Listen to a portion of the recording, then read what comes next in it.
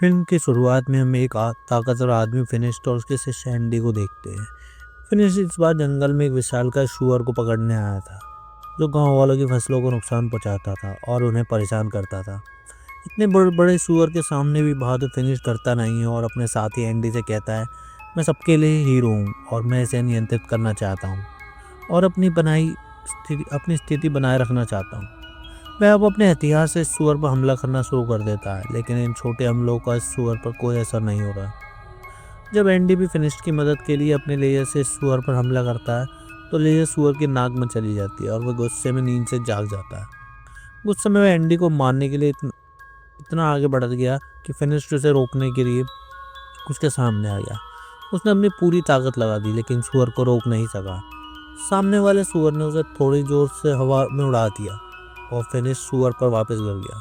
सुअर को काबू में करने के लिए एंडी ने फिनिश के पास रस्सी फेंकी, जिसे फिनिश ने पकड़ लिया, लेकिन अगले ही पल सुअर उड़ने लगा।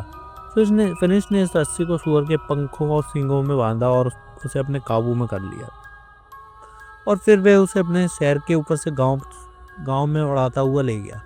और जब सबने देखा कि फिनिश ने इतने बड़े सुअर को काबू में कर लिया, तो सबने फिनिश के नारे लगाने शुरू कर दिए। इस भीड़ में बाबा यागा नाम का एक जादूगर भी था, जो फिनिश से कहता है, अगर तुम्हारे अंदर इतनी ताकत है तो साबित करो। मेरे घर के सामने एक नदी में एक बहुत बड़ा पत्थर था, जिसकी वजह से पानी आगे नहीं जा पा रहा है। अगर तुम उसे हटा दोगे तो मैं तुम्हारी प्रतिभा को स्वीकार करूंगा। फिनिश ने यह बात अपने सिर पर ले ली और इतना बड़ा काम किया है कि और तुम मुझे इतना छोटा काम करने को कह रहे हो। वह अब अपनी बहादुरी की कहानियां सुनाने लगा। तो यागा ने कहा, मुझे नहीं पता कि इनमें से कितनी असली हैं और कितनी नकली। सभी हंसने लगे और फिनिश गुस्से में घर चला गया। अब उसे यागा पर बहुत गुस्सा आ रहा था। आज सब उसकी बहादुरी की तारीफ करने की बजाय उसका मजाक उड़ाने लगे और उसे अपने अपमान का बदला लेना था। उसे कुछ ऐसा करना था जिससे सब फिर से उसकी तारीफ करें। तो एंडी कहता है, यह तरीका है। माना जाता है कि तुम्हारे सामने जो टावर है, उस पर एक बहुत ही खूबसूरत लड़की ने राक्षस का कब्जा कर लिया है। वो लड़की कोई साधारण लड़की नहीं, बल्कि एक राजकुमारी है। अगर तुम उस राक्षस को मार दो और राजकुमारी को आज़ाद कर दो, तो तुम्हारी कहानियाँ पूरी दुनिया में मशहूर हो जाएंगी। तब फिनिश ने उस राक्षस से लड़ने का फैसला किया और रात होते ही वो अपने साथी एंडी के साथ उस टावर की ओर निकल पड़ा। और जब वो यहाँ आया तो उसने देखा कि उस राक्षस को हराने के लिए पहले से ही बहुत से योद्धा जा चुके थे, लेकिन वो नाम के लालची नहीं थे, वो राजकुमारी और धन के लालची थे। वो फिनिश से पूछते हैं कि अगर हम सब मिलकर उस राक्षस को हरा दें तो राजकुमारी कैसे मिलेगी। इन पर फिनिश ने कहा कि मैं राजकुमारी का लालची नहीं हूँ, और उन्होंने तय किया कि वे दोनों मिलकर उस राक्षस से लड़ेंगे। लेकिन एक तरफ जाकर फिनिश ने एंडी से कहा कि मैं उस राक्षस को अकेले ही मारना चाहता हूँ, इसलिए मैं उस राक्षस को मारने के लिए सुबह नहीं, अभी ही उस मीनार पर जाऊँगा। यह कहकर मैं मीनार की खिड़की से मीनार के अंदर चला गया। जाते ही उसे सबसे पहले वह खूबसूरत राजकुमारी दिखाई दी। लड़की जैसे ही फिनिश को देखती है तो उससे कहती है कि तुम भी मरने आए हो। जिस पर फिनिश ने कहा, नहीं, मैं तुम्हें यहाँ से बचाने आया हूँ। यह सुनते ही लड़की अंदर की ओर भागती है। उस लड़की को रोकने के लिए फिनिश उसका हाथ पकड़ता है और वह लड़की जल्दी से उसका हाथ छुड़ाकर एक मीनार के पीछे चली जाती है। और पीछे से अचानक एक सांप फिनिश पर हमला कर देता है। फिनिश भी इस सांप से लड़ने लगता है, लेकिन कुछ सेकंड बाद पता चलता है कि ये कोई साधारण सांप नहीं था। ये दरअसल उस राक्षस की पूंछ थी जिससे लड़ने के लिए फिनिश यहाँ आया था। ये देखकर वो पहले तो इस राक्षस पर खूब हमला करता है, लेकिन जब वो सारे हमले हार जाता है तो वो राक्षस की पूंछ यानी सांप का मुंह पकड़ लेता है। पूरी ताकत से वो सांप का मुंह फाड़ने की कोशिश करता है और यहाँ सांप अपना जहर उसकी आंखों में उगल देता है, जिसकी वजह से फिनिश अब दिखाई नहीं दे रहा था। वो अब अंधा था। अंधा होने के बाद भी फिनिश हार नहीं मानता और अपने पैरों के इर्द गिर्द देखकर वो अपना हथियार ढूंढता है और फिर से उस राक्षस पर हमला करता है, लेकिन राक्षस अब सामने से गायब हो चुका था।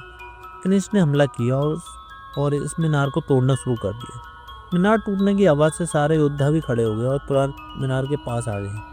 उन्होंने यहाँ देखा तो उन्हें वो राक्षस नहीं मिला, ना ही राजकुमारी मिली। उन्हें मीनार में बस फिनिश दिखाई दिया। जब एंडी को पता चलता है कि फिनिश ने अपनी आंखें खो दी हैं, तो वह उसे अपने घर ले जाता है और छोड़ देता है। फिनिश बहुत आक्रामक था और गुस्से में था। अपनी आंखें खोने का एंडी से यह हालत देखी नहीं जाती और वह बाबा यागा के पास जाता है। उसने बाबा यागा को सारी बात बताई, कैसे फिनिश ने अपनी आंखें खो दी और वह उससे मदद लेने आया है, लेकिन बाबा यागा ने उसकी मदद करने से इनकार कर दिया। क्योंकि फिनिश ने भी उसकी मदद नहीं की। जब फिनिश को इस बारे में पता चला तो वह बहुत दुखी हुआ। समय बीतता गया और एंडी ने भी उसके पास आना बंद कर दिया। वह किसी तरह अपना सारा काम निपटाता था। वह बाहर जाकर फल खरीदता था, लेकिन रास्ते में बच्चे चोरी कर लेते थे उसके फल, क्योंकि वह देख नहीं सकता था। अब उसके पैसे भी खत्म हो रहे थे। एक दिन जब एंडी उसके घर आया, उसने गुस्से में एंडी से कहा, मेरे पास तुम्हारे लिए कोई काम नहीं है, तुम चाहो तो कोई और काम ढूंढ लो। जैसे उनका एंडी भी वहां से चला गया। दिन बीतते गए, फिनिश्ड के पैसे भी खत्म हो गए और वह दिन आ गया जब फिनिश्ड को बाजार से सड़े हुए फल खाने के लिए मजबूर होना पड़ा। एक दिन जब उसे कोई सड़ा हुआ फल नहीं मिला, वह अपनी टोकरी लेकर बाजार में बैठा था। जब बाबा यागा वहां से गुजरा, उसने फिनिश्ड को देखा। उसने अपनी टोकरी में कुछ खाना रखा। इससे पहले कि वे बात कर पाते, दिखाया गया कि उसके गांव के कुछ लुटेरों ने हमला कर दिया। ये लुटेरे यहाँ के लोगों को पीट रहे थे। फिनिश देख नहीं सकता था, लेकिन वह सुन रहा था कैसे लोग मर रहे थे और तड़प रही थी। अब जैसे ही लुटेरे उसके पास आते हैं, वह लुटेरों को आवाज़ सुनता है और उन पर हमला कर देता है। देखना पाने के बावजूद उनकी चीखें सुनता है। वे एक साथ 2 से 3 लुटेरों से लड़ रहा था। यह देखकर दूसरा लुटेरा जो घोड़े पर सवार था, वह फिनिश्ड को काबू में करने के लिए उसके ऊपर रस्सी फेंकता है, लेकिन फिनिश्ड उसकी रस्सी पकड़ लेता है और उसे घोड़े से नीचे खींच लेता है। उसने उसे अपनी ओर भी खींच लिया और सब लुटेरों ने उसे काबू में करने के लिए पीछे से उस पर हमला कर दिया और वह वहीं बेहोश हो गया। जब उसे होश आया वो एक जहाज में था। फिनिश्ड की गर्दन और हाथ में लकड़ी से बंधे हुए थे उसे काबू में करने के लिए, और दिखाया गया कि इस जहाज में उसके साथ बाबा यागा और दूसरे गांव वाले भी थे। कुछ देर बाद एंडी यहाँ था, जो यहाँ आज़ाद घूम रहा था। बाबा यागा ने उससे पूछा, तुम आज़ाद कैसे हो? एंडी ने कहा, मैंने इन लुटेरों को मना लिया है और मैं उनकी मदद कर सकता हूँ और मैं उनके लिए तुम पर नजर रखूंगा, इसलिए मैं आज़ाद हूँ। उस समय उसके पास एक सुनहरा दीपक था। बाबा यागा उसे सबको दिखा रहा था। उसने कहा कि मैं इसे बेचकर पैसे कमाऊंगा। जैसे ही उसने इसे साफ करने के लिए रगड़ना शुरू किया, उसमें से एक जिन निकला। उसे देखकर सभी डर गए, यहाँ तक कि खुद एंडी ने भी नीचे की आवाज़ सुनी। जब एक लुटेरा ऊपर से नीचे आया, जिन ने उसे मुक्का मारा और उसे वापस ऊपर फेंक दिया। उसके बाद दीपक का जिन एंडी के पास जाता है उससे उसकी इच्छा पूछने के लिए। एंडी उसे वापस दीपक के पास जाने के लिए कहता है। जैसे ही जिन वापस दीपक के पास गया, ऊपर से एक लुटेरा आता है और एंडी की गर्दन पर तलवार रख देता है और उससे उसका दीपक वापस ले लेता है। थोड़ी देर बाद वह दिखाया जाता है कि ये लोग अरब पहुंच चुके थे। लुटेरों ने इन सभी गुलामों को बेचने का बंदोबस्त कर रखा था। वहाँ ऐसे एक नकाबपोश आदमी गुजरा जिसने बाबा यागा, एंडी और फिनिश को खरीद लिया। वह उन्हें अपने महल में ले गया, जहाँ ये लोग हैरान रह गए। इतने बड़े महल में रोबोट काम कर रहे थे और ये बहुत पुराना ज़माना था। फिर उस अमीर आदमी ने अपने मुंह से नकाब हटाया और इन लोगों से कहा, हैरान मत होइए, मैं एक वैज्ञानिक हूँ और मैंने ही इन रोबोट का आविष्कार किया है। मैंने ही इन्हें बनाया है। मैंने ऐसी और भी कई मशीनें बनाई हैं जिनसे इंसानों को फ़ायदा हो सकता है और उनका काम आसान हो सकता है। फिनिश्ड उसे अपनी पिछली कहानी बताता है कि वह बहुत शक्तिशाली आदमी था, लेकिन अंधा होने के बाद उसका जीवन बहुत बुरा हो गया। वैज्ञानिक ने कहा, हाँ, मैंने तुम्हारे और बाबा यागा के बारे में सुना है। नहीं तो मैं गुलाम खरीदता हूँ और उन्हें आज़ाद कर देता हूँ। खाने का समय हो गया था। वैज्ञानिक इन लोगों के लिए खाना मंगवाता और ये लोग बहुत प्रभावित होते हैं। क्या उन्हें लगा कि यह जादू है? जिस पर वैज्ञानिक कहता है, नहीं, मैं पिछले 500 सालों से उन पर काम कर रहा हूँ। ये सुनकर यागा हैरान हो जाता है और उनसे पूछता, 500 सालों से? तुम अभी भी इतने जवान कैसे हो? वैज्ञानिक कहता है, मैंने ऐसा लिक्विड बनाया है जो इंसान को कई सालों तक जवान रखता है। वैज्ञानिक कहता है, मैंने अपनी उम्र बढ़ा ली है, मैंने खुद को जवान रखा है और मैंने अपना काम बढ़ा लिया है। बॉब ने उन्हें अपनी लैब में ले जाता है और फिनिश्ड उससे पूछता है, तुम वह खास लिक्विड कैसे बनाया? क्या इससे मेरी आंखें ठीक हो सकते हैं? वैज्ञानिक कहता है, उससे नहीं, लेकिन हाँ, मेरे पास तुम्हारे लिए कुछ और है। वह उसे चश्मा देता है जिसकी मदद से फिनिश सब कुछ देख पाता था। ये लोग जादू का इस्तेमाल करते हैं और जादुई चीज़ों का इस्तेमाल करते हैं। वे दुनिया को नुकसान पहुंचाते हैं और उन हानिकारक चीज़ों को ख़त्म करने के लिए मैंने एक मशीन बनाई है। उन्हें एक उदाहरण देने के लिए वह दीपक निकालता है। यागा उसे इससे दूर रहने की चेतावनी देता है, लेकिन वैज्ञानिक डरा नहीं और उसने दीपक को रगड़ा, जिससे जिन बाहर आ गया और फिर उसने अपनी मशीन चालू कर दी। इस मशीन ने जिन को हिला दिया। जैसे ही वह खत्म हुआ, वह लोगों से कहता है, मैंने जिन को मार दिया। रात में वैज्ञानिक को पता चलता है कि एक अजीब राक्षस पास के पहाड़ों में देखा गया है जो आम लोगों को नुकसान पहुंचा सकता था और अब उसे पकड़ना होगा। जब मैं फिनिश्ड को बताता है कि उसका चेहरा शेर जैसा है और उसकी आंखें सांप जैसी हैं, फिनिश समझ गया यही वह है जिसका उसने सामना किया था। उसने वैज्ञानिक से कहा, मैं इस मिशन पर तुम्हारे साथ जरूर चलूंगा। लेकिन वैज्ञानिक फिनिश को खतरे में नहीं डालना चाहता था। फिर फिनिश ने कहा, तुम मेरी चिंता मत करो, मुझे भी तुम्हारा उपकार चुकाना है। चलो इस तरह करते हैं। वैज्ञानिक उसे एक मकसद दिखाता है जो राक्षस के करीब है। जब लीवर घुमाया जाता है, राक्षस खुद इस बक्से में फंस जाता है। रात को वह दिखाना चाहता है कि बाबा यागा को वैज्ञानिक लैब में भी देख गया। दरअसल वह सीरम चुराना चाहता था, लेकिन वैज्ञानिक ने पकड़ लिया उसे। अगर तुम राक्षस को लाने में सफल हो गए तो मैं तुम्हें कुछ सीरम दूंगा। सुबह जब वे मिशन के लिए तैयार थे, वैज्ञानिक ने उन्हें अपना उड़ने वाला विमान दिखाया, जो उस समय एक बहुत अच्छी रचना थी। वह उन्हें उसे उड़ाना सिखाता है और उनसे कहता है कि वे कुछ ही मिनटों में एक लंबा फासला तय कर लेंगे। जाने से पहले वैज्ञानिक ने उनसे यह भी कहा, मुझे वह राक्षस जिंदा चाहिए, उसे मत मारो और यहाँ लाओ। यहाँ वैज्ञानिक फिनिश का हथियार देता है, जिससे उसने बहुत उन्नत बनाया था। बटन दबाने से उसमें से नई नई चीज़ें निकल रही थी, जिससे फिनिश और भी खुश हो गया। वे विमान में यात्रा शुरू करते हैं और विमान उन्हें जल्दी से पहाड़ पर ले जाता है जहाँ राक्षस था। एक लंबी खोज के बाद फिनिश को आखिरकार राक्षस के पैरों के निशान दिखाई देते हैं। पैरों के निशान एक गुफा में जा रहे थे, जिसके सामने वह अपना बक्सा रख देता है, जिसमें उसे राक्षस को पकड़ना था। अब फिनिश को बस उसे फंसाना था, इसलिए वह अंदर चला गया और अपने हथियार का बटन दबाकर उसने राक्षस को चुनौती दे दी। उसने राक्षस को चोट पहुंचाई और वह बाहर आ गया। जब वह बाहर आ रहा था, उसने गलती से अपना सिर एक पेड़ से टकरा दिया और वह बेहोश हो गया और राक्षस अपनी गुफा से बाहर आ गया। इससे पहले कि राक्षस फिनिश को नुकसान पहुंचाता, जैसे ही राक्षस बाहर आया, बाबा यागा ने जल्दी से बक्से का लेवर दबाया, जिसमें से बहुत सारे रत्न निकले और राक्षस को पकड़ लिया। और बाबा यागा ने फिर से लेवर दबाया, पिंजरे को बंद कर दिया। थोड़ी देर बाद फिनिश को भी होश आ गया और वे वापस अपनी यात्रा शुरू करते। यात्रा काफ़ी लंबी थी, बीच रास्ते में रात हो चुकी थी और वो सोने चले गए। अब रात हो गई है। फिनिश ने पिंजरे के अंदर से एक लड़की की आवाज़ सुनी। उत्सुकता में उसने पिंजरा खोलने का फैसला किया, हालांकि बाबा यागा उसे रोक रहा था।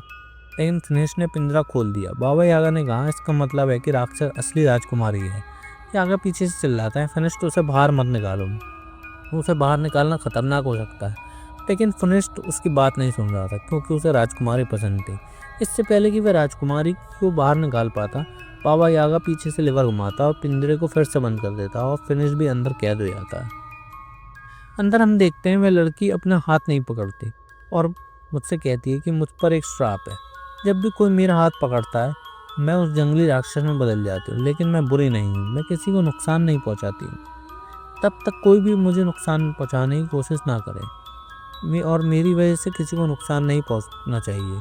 इसलिए मैं दूर पहाड़ों में रहती हूँ, लेकिन लोग मुझे कहीं भी जिंदा रहने की नहीं देते।